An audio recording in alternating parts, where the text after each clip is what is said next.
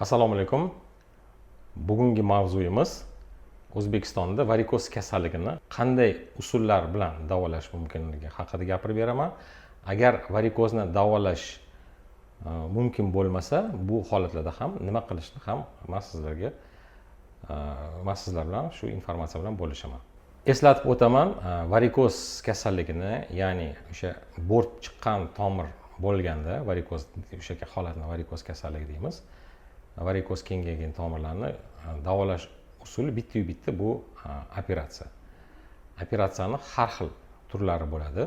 Avvalambor oddiy kesib olib tashlanadigan operatsiya, xirurgik operatsiya, flebektomiya deyiladi bu tibbiyot tilida. Hozirgi kunda eng ko'p tarqalgan zamonaviy usul bu lazer obliteratsiya deymiz. Lazer bilan birga yuradigan radio to'lqinli obliteratsiyamiz bor. Undan tashqari kley bilan yopiladigan usulimiz bor, ayrim klinikalarimiz bajaryapti. Keyin skleroterapiya degan usulimiz bor. Katta venalarni ham ukollar bilan yopish imkoniyati bor. U haqida ham gaplashib beraman. Va ayrim holatlarda, masalan, homilador vaqtida varikoz chiqib ketsa, unda endi operatsiya yo'li bilan davolash mumkin emas. Unda nima qilishni ham aytib ketib o'taman. Demak, birinchi usulimiz bu xirurgik, ya'ni jarrohlik yo'li bilan. Buning uchun siz statsionar xirurgический больницаga murojaat qilishingiz kerak. Eng asosiy tavsiyalarimdan biri qon tomir jarrohga murojaat qilish kerak. Umumiy jarrohga emas, qon tomir jarrohga. Qon tomir jarroh vena kasallik anatomiyasini yaxshi biladi. Umumiy xirurglarimiz ham qiladi. To'g'risini aytaman, ko'p umumiy xirurglar chapanicha operatsiya qiladi. Bu yuzaki tomirni oddiy olib tashlaydi deb o'ylaydi. O'shandan keyin ayrim holatlarda tomirlar qolib ketadi. Yana bir necha yillardan keyin varikoz qaytib chiqadi o'sha oyog'ida. Keyin mana operatsiyaning foydasi yo'q, yana chiqib ketdi degan gaplar tarqalib ketadi. Chunki qon tomir jarroh o'zi UZI Dopplerda ko'rish kerak. Hamma holatlarda o'zi ko'rish kerak. Qatdan varikoz chiqayotganini aniqlash kerak. Qaysi tomir sababligini ko'rish kerak. Qaysi tomirni kesib bog'lab olib tashlash kerakligini aniqlash kerak. Xirurgik yo'li ham agar ustasini qo'lida bo'lsa, u ham usul juda yaxshi, yomon emas. Avvalambor sonni tepasida kichkina kesma qilib, chuqur venaga qo'yilgan joyini boylab qo'yadi, agar katta teri osti venasidan varikoz chiqqan bo'lsa. Keyin kichkina prokollar orqali o'sha katta teri osti venasini zond orqali olib tashlanadi. Bu oritadigan operatsiya, yoki ko'pincha umumiy narkoz berishadi, yoki beldan spinal narkoz beriladi. Bu operatsiyadan keyin bemorlarimiz ko'pincha больницада, statsionar holatda bo'lishadi. 3 kun, 4 kun больницада yotishadi. Keyin uyga chiqqandan keyin yana 3 kun, 4 kun reabilitatsiyasi bor. Ya'ni aynan aktiv ishlab yuradigan odam uchun bir hafta 10 kun больничный olishga to'g'ri keladi. Buni minus tomonlari aytganimdek shu больницада bo'lish kerak. Hamma yoq kesiladi, shramlar bo'ladi. Eng minus tomoni ko'p xirurglarimiz ultratovush nazoratsiz shundoqlicha ko'rmasdan olib tashlanadi. Shu yuqorida aytganimdek, o'tda yana varikozlar qolib ketadi, yana qaytib chiqish ehtimoli bor. Ikkinchi eng tarqalgan, xos O'zbekistonda ko'p xirurglarimiz, flebologlarimiz aynan qon tomir jarrohlar ishlatiladigan bu lazer usuli. Lazer usuli va ikkinchisi bor radio to'lqinli usul deymiz. Ikkita metod ular bir xil, bir-biriga o'xshash. Bunda nima bo'ladi? Bu yerda ham flebolog UZI nazorat ostida venalarni yaxshilab ko'rib oladi. Chizib oladi qatdan chiqqan tomirlarni. Keyin bemor operatsiyonga kirgandan keyin mahalliy anesteziya yordamida xuddi venaga ukol qilib, qo'l venasiga qon olamiz-ku, hamshiralarimiz oladi-ku, xuddi shunaqa ukol qilinadi vena ichiga, kateter qo'yiladi. Shu kateter orqali keyin lazer uskunasi yoki lazer naychasi deymiz, kirgiziladi. Aynan zararlangan tomirga, sog'lom tomirga emas. Bu hamma jarayon ultratovush nazoratida bo'linadi. O'sha chiqayotgan joyigacha olib kelinadi. Keyin atrofiga og'riq qoldiradigan anesteziya deymiz, og'riq qoldiradigan ukol, ko'pincha bu lidokain anesteziya bo'ladi. Bemor karaxt qo'yiladi, bo'ldi. U yog'iga hech narsa sezmaydi bemor va bu kengaygan tomirlar sekin ichidan kuydirib kelinadi. Ya'ni bu naycha apparatga ulanadi, apparatdan lazer yoki lazer radio to'lqinli nur beriladi. Bu tomirni ichidan yopadi, tomir yopishib qoladi, lekin tomir olib tashlanmaydi, ichingizda qoladi. Bir necha oy ichida keyin bu lazer bilan kuydirilgan, yopilgan tomir o'z-o'zidan so'rilib yovib ketadi. Faqat o'sha nazoratga kelib turishingiz kerak. Bu operatsiyadan keyin bemor o'z oyog'i bilan kiradi, operatsiyaga kiradi, o'z oyog'i bilan chiqadi, oyog'iga chulki kiyg'iziladi. Lazer muolajasidan keyin bemorlarimiz ko'proq peshkom yurish kerak bo'ladi. Ertasiga ishga chiqib ketadi. Ayrim bemorlarimiz ish o'rtasida kelib ketadi, yana qaytib ishga ketadi. Eng muhim bo'lgan narsa bu muolajadan keyin bemorlarimiz ko'proq peshkom yurish kerak. Peshkom qancha ko'p yursa, shuncha tuzalish ehtimoli yuqoriroq, tezroq bo'ladi va asoratlar ham deyarli bo'lmaydi. Ya'ni ven yurgandan keyin qon zastoy bo'lmaydi, qonlarda tromb hosil bo'lish imkoniyati bo'lmaydi. Agar mana shu xirurgik yo'l bilan va lazer ikkita usulni solishtiradigan bo'lsak, aytganimdek, lazerda bemor yotilmaydi, mahalliy anesteziya qilinadi. Aynan ishlaydigan aktiv odamlar bo'lsa, ular uchun juda zo'r usul. Bemorlarimiz ertasiga ishga chiqib ketaveradi. Ya'ni o'sha больничныйlar olib uyda yotmaydi. Chunki endi ayniqsa oila boquvchilar bo'lsa, bularga uchun juda qulay usul. Ikkinchi afzal tomoni qariyalarimiz bor. Ko'p qariyalarga operatsiya taqiqlanadi, kardiologlarimiz taqiqlaydi. Lazer usul bu imенно tanlash metod vыбора deymiz. Chunki 80-90 yoshli bemorlarimizga ham varikozlarini lazer usulida to'liq yo'q qilib tashlayapmiz. Qariyali bemorlar uchun juda xavfsiz usullardan biri hisoblanadi. Bemorlar o'zligi kiradi, o'zligi chiqadi, больницада yotmaydi, chiqib ketadi, faqat chulkini kiyib yurish kerak bo'ladi. Eng asosiy talab bo'ladigan narsa kardiolog tomonidan seryozni qarama-qarshilik bo'lmasa, bemor yotilgan holatda bo'lmasa, aktiv yuradigan bemorlarimiz bo'lsa, bo'ldi. Erkak, ayolmi farqi yo'q. Shu usul bilan davolashsa imkoniyati bor. Hozirgi nisbatan yengilroq usullarimizdan biri bu kley obliteratsiya. Ayrim klinikalarimiz bajaryapti. Natijasi ham yomon emas. Unda ham uni afzal tomoni hech qanaqa anesteziya ham qilinmaydi. Ya'ni kley qilganimizda ichidan og'riq qoldiradigan ukol qilinmaydi, faqat venaga prokol qilinadi. Ichiga naycha kirgiziladi, naycha orqali tomir ichiga kley qoldiriladi. Kley tomir ichidan yopib qo'yadi, bo'rtgan tomirlarning ichiga bular yopilib, keyin bir necha oy ichida bu ham hammasi so'rilib ketadi. Buni minus tomoni narxi qimmatroq yuradi, chunki kley o'zi qimmat, chet eldan keladi. Amerikadan keladi, Turkiyadan keladi. Ikkinchi sababi flebitopodobniy ayrim bemorlarda reaksiya beradi, ya'ni tomir o'zi orib qolishi mumkin. Lazerlardan keyin ham bo'lishi mumkin, lekin kamdan kam uchraydi. 100 ta kasaldan 2-3 tasida uchrasa, kleydan keyin где-то 100 ta kasaldan 20-30 tasida uchraydi. Bu endi organizmi kleyga bo'lgan reaksiyasi hisobiga shunaqa sal og'riq berishi mumkin. Lekin ustasini qo'lida bu usul ham juda yaxshi. Bizning klinikamizda biz bir nechta bemorlarimizga kley bilan ham yopdik, lekin qimmatligini hisobga olib hamma bemorlar ham ko'tara olmadi. Shuning uchun biz lazer usulini ko'proq qo'llaymiz. Klinikamizda ko'proq o'sha lazer bilan davolash tajribamiz yuqoriroq, chunki effekti ham haqiqatan zo'r bo'ladan keyin. Keyin kley yana bitta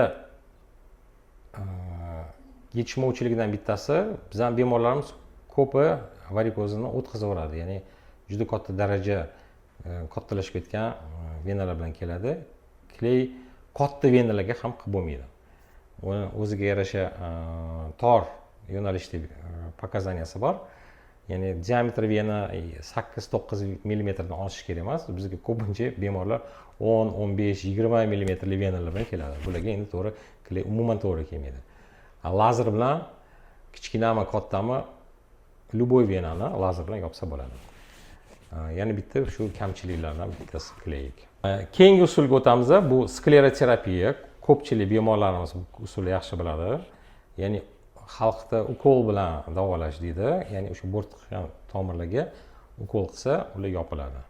To'g'ri, bu usul ham adashmasam 90-yillarda juda qattiq tarqalib ketgan. Katta varikozlarni ham sklerlar bilan qilishgan. Lekin hozirgi kunda bu usulni ham kamchiligi bor, afzalligi tomoni bor. Hamma kasallarga ham qilib bo'lmaydi. Chunki o'sha katta bo'rtib chiqqan teri osti venaga o'sha ukol qilish kerak. Birinchidan katta hajmda dori yuborish kerak. Katta hajmda dori, endi baribir bu ximический preparat, katta hajmda dori yuborib bo'lmaydi bittada.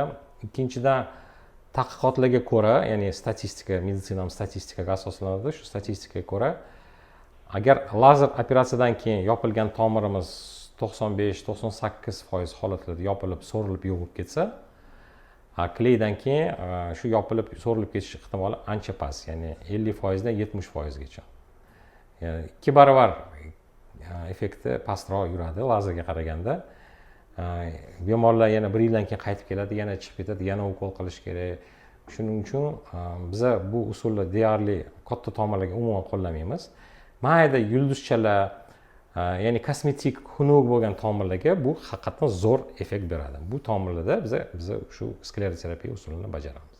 Skleroterapiyani aytdim, katta tomirlarga biz hozir qo'llamaymiz, lekin mayda yulduzcha tomirlarga retikulyar varikoz deymiz.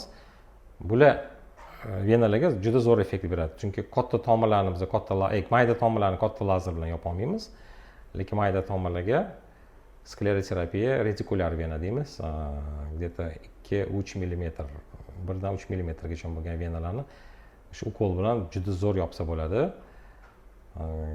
Juda yaxshi kosmetik effekt olsa bo'ladi. Endi mana shu hamma usulni yana bir bor qisqacha aytib o'taman. Jarrohlik yo'lini aytdim, lazer usulini aytdim. Lazer bilan birga yuradigan bu radio to'lqinli usulimiz bor. Keyin kley haqida aytdim va skleroterapiya, стволовая skleroterapiya deymiz, katta tomirlar skleroterapiyasi. Bugungi kunda xalqaro shu varikoz kasalligini standartlari bo'yicha birinchi o'rinda 1A darajada isbot bo'yicha lazer usuli turadi. Chunki lazer afzali aytganimdek qaytib chiqish ehtimoli juda kam. Qaytib chiqish ehtimoli bo'yicha ham jarrohlik bilan solishtirganda 10 barobar kamroq qaytib chiqadi. Unda ham meni fikrimcha ko'proq bemorlarimiz hayot tarziga bog'liq. Ko'pchilik bemorlarimiz yana tug'adi, og'ir ish qiladi, ves oladi, xalq gormonal disbalansli bo'ladi. Mana shu omillar yana yangi varikozdan kelib chiqishiga yangi joydan chiqishi mumkin. Lekin bor varikozlar lazerdan keyin hammasi to'liq so'rilib yovib ketadi. Bu joydan boshqa chiqmaydi. Jarrohlik usuldan keyin qayta chiqish ehtimoli juda yuqori, o'sha olib tashlangan joydan ham, yangi joylardan ham chiqish mumkin. Kley aytdim, afzal tomoni ham bor, mayda tomirlarga yaxshi effekt beradi, minus tomoni qimmat yuradi ancha va katta tomirlarga uncha umuman qo'llanilmaydi, katta varikozlarda umuman qo'llanilmaydi. Skleroterapiyada qayta chiqish ehtimoli 2 barobar ko'proq. Shuning uchun bugungi kunda oltin standart deymiz. Oltin standart bu lazer varikozni lazer yo'li bilan davolash hisoblanadi. Va O'zbekistonda bu usul sekin-sekin hamma regionlarga tarqalib boryapti. Bizning vrachlarimiz ham ko'p regionlarga boradi. Samarqandda klinikamiz bor, Toshkentda ikkita klinikamiz bor, Navoiy, Qo'qon, Nukus, xudo xolasa yana boshqa rayonlarga ham vrachlarimiz boradi. Mana shu eng zamonaviy usulni regionlarga borib o'zligi davolab bemorlarni xursand qilib kelyapti. Endi agar varikozni davolash mumkin bo'lmasa, unda nima qilish kerak?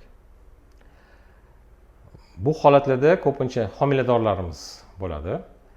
Homilador vaqtida varikoz chiqish ehtimoli ko'payadi va qancha homiladorlik soni ko'p bo'lsa, chiqish ehtimoli ko'p bo'ladi. 3-4 homiladorlikda har ikkinchi ayolda varikoz kasalligi uchraydi. Bu holatlarda operatsiya qilish, lazer ham, kesma ham, sklera ham bitta ham usul qilish mumkin emas. Chunki ayrim holatlarda bu haqiqiy varikoz ham bo'lmaydi. Tug'ib bo'lgandan keyin ko'p tomirlar qaytib kirib ketadi. Chunki homiladorlik vaqtida gormon hisobiga tomir kengayadi, homila bosib qo'ygan hisobiga kengayadi va o'sha qon ob'yomi ko'payadi-yu homila hisobiga. O'sha hisobiga ham tomirlarimiz kengayadi. Tug'ib bo'lgandan keyin tomirlarning ko'pi qaytib kirib ketadi. Undan keyin 1 yildan keyin emizib tugatgandan keyin davolasanglar bo'ladi. Lekin homilador vaqtida shu varikoz venalar bemorlarimizni bezovta qiladi. Og'riydi, charchaydi, mayda tomirlar chiqish boshlaydi. Shunda kelib nima qilsam bo'ladi? Bunda eng asosiy tavsiyamiz butun homilador vaqtida agar oldingi homiladorligingizda chiqqan bo'lsa, keyingi homiladorlikka tayyorlanasizmi? Chunki bu yuqori videolarimizda bu haqida juda batafsil gapirib berganman. Kompression elastik chulki kiyish kerak. Varikoz kasalligida ikkinchi klass kompressiya. Klass kompressiya shu siqish darajasi. Razmeringlarni o'sha aptekalardan o'lchatib olsanglar bo'ladi. Bizning klinikamiz qoshimizda ham Yevropani chulkilari sotiladi. Kelsanglar sotuvchilarimiz o'zligi razmerlaringizni olib tavsiya beradi. Agar bo'lib chuqurroq tavsiya olmoqchi bo'lsanglar, unda flebolog ko'rigiga ko'rinishingiz kerak bo'ladi. U ham tavsiyalarini beradi. O'sha aytganimdek, homiladorlik vaqtida butun homiladorlik kunduzi chulkida yurishingiz kerak, yotayotganingizda yechib yurishingiz kerak. Ikkinchi tavsiyam ko'proq harakat, ko'proq yurish kerak. Chulkida ko'proq yurish kerak. Vaznni kontrol qilish kerak. Ayrim bemorlarimiz homiladorlik vaqtida ishtahasi ochilib, ovqatga ko'p yeyish boshlaydi. Mana homiladorlik hisobiga meni vesim ko'payib ketdi yoki gormonal hisobiga vesim ko'payib ketdi degan bahonalar qilishadi. Lekin to'g'ri gormonal o'zgarish ko'p ayollarimizni ishtahasini ochirib yuboradi. Bolam uchun ovqat kerak ekan deb bosib ovqat yeydi. O'shanda vesni kontrol qilinglar, chunki ortiqcha vazn bolaga ham nagruzka, varikoz venalaringizga ham katta nagruzka beradi. Shu 3 ta tavsiya: ko'proq yurish, elastik chulkida yurish, vaznni kontrol qilish. Tug'ib emizib bo'lganingizdan keyin kelib davolasanglar bo'ladi. Varikozni hamma davolash usullari O'zbekistonda qilish mumkin bo'lgan hamma usullar haqida men ma'lumot berishga harakat qildim. O'zinglar bitta xulosaga kelasizlar deb o'ylayman. Agar qanaqadir savolingiz bo'lsa, kommentariyda qoldirsanglar bo'ladi. Agar chuqurroq bitta tavsiya olaman desanglar, o'zingiz do'pli tekshiruvlardan o'tib, nima operatsiya menga yaxshiroq deb xohlamoqchi bo'lsanglar, unda klinikamizga marhamat. Xohlagan vaqtingizda oldindan yozilib kelish kerak albatta. Pastda klinikamiz nomerlari hammasi yozilgan, telegramlarimiz yozilgan. Telegramga yozasizlarmi, Instagramgami aloqaga chiqib qabulga yozib qo'yishadi. Va elastik chulkini ham aptekamiz nomerini ham yozib qo'yganmiz. O'sha yoqqa telefon qilib maslahat olib, elastik chulkini ham aytganimdek homiladorlik vaqtida taqib yurishni tavsiya qilamiz. E'tiboringiz uchun rahmat. Keyingi videolarimizda ko'rishguncha xayr.